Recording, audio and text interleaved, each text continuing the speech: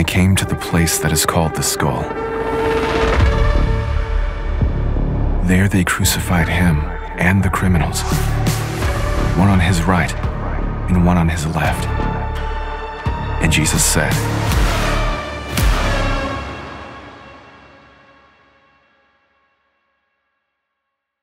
Ashley and I's relationship was kind of like two ships passing in the night. You know, with me being at work, with her on the road for her job, it was just like, hi, I love you, bye.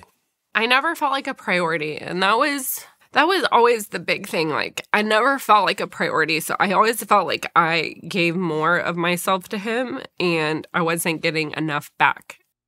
Lost our way. Out with a couple buddies one night.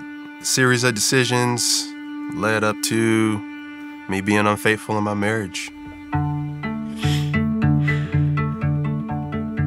In the fire department, we have to do depositions all the time in court. So I kept getting multiple phone calls from this specific detective. I reached out to law enforcement friend of mine and was like, man, they're calling me about this. And he was like, it's something that you were involved in a couple years ago. And now they're trying to hear your reaccount of the story. And in my heart, I was like, I have to tell Ashley.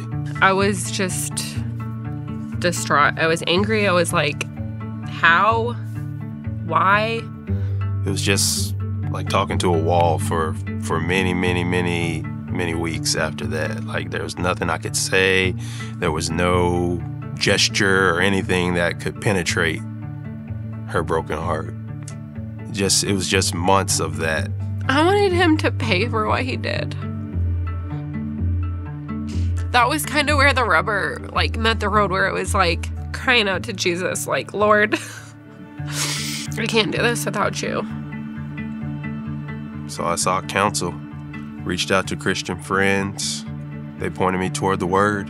I started coming to church, started coming to 1122 on my own, in desperation, in need of a Savior. My will for life changed. It wasn't about, look at me and I got this. It was about Jesus. I had done it my own way for however long and almost lost my family and my wife. Holding on to resentment and not forgiving someone is like drinking poison and expecting something to happen to them. It's like you're holding on to all this weight. And forgiveness was being able to let it all go. God forgives us every single day. So how can I not forgive Zach? She had written out this super long, thoughtful, intentional prayer, and she read it to me. And that was toward the end of the prayer that, because Christ has loved me, I have to continue to love you and forgive you. And when I heard that, it just that weight I felt, it dropped that weight off.